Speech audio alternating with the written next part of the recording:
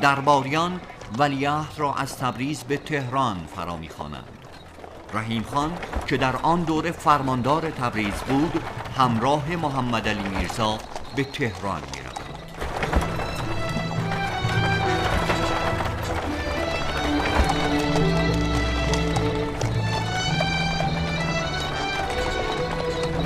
پس از درگذشت شاه در سال 1285 هجری شمسی، اوضاع سیاسی اجتماعی آذربایجان به سبب کشمکش بین مشروطه خواهان و قوای دولتی آشفته می شود.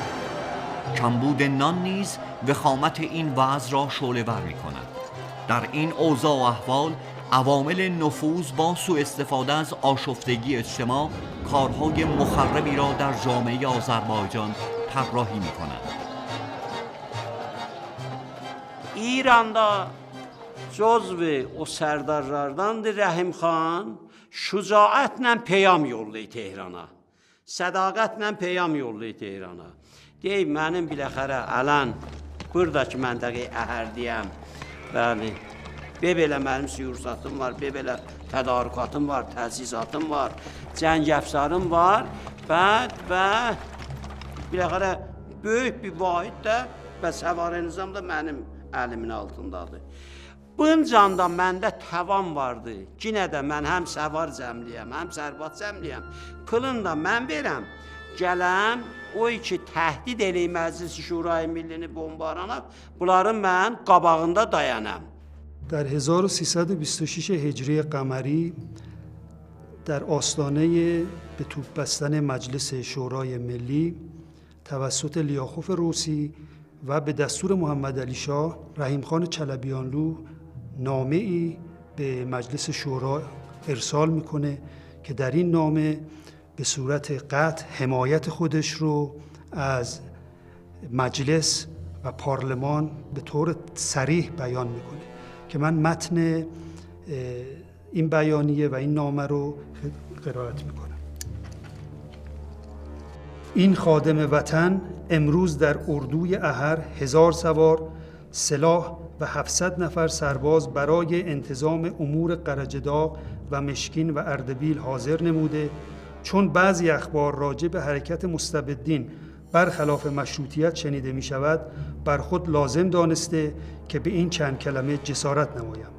سر که نه در راه عزیزان رود، بار گرانی است کشیدم به دوش.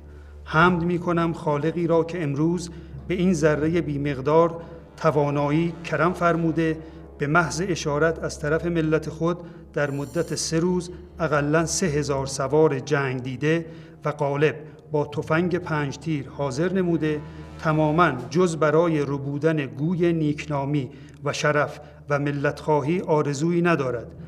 از فضل الهی می توانم علاوه از مصارف این عده سوار هم بر حسب لزوم در این موقع تحمل مخارج 2000 پیاده تفنگچی را نموده و کمک به ملت مظلوم خود نمایم.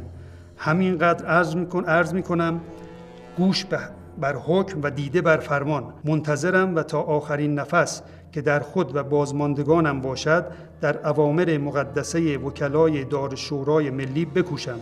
نهایت آرزو دارد هم ندای غیبی مژده رساند: رحیم بیا. خادم همان هستم که از تهران به تبریز 4 روزه آمدم.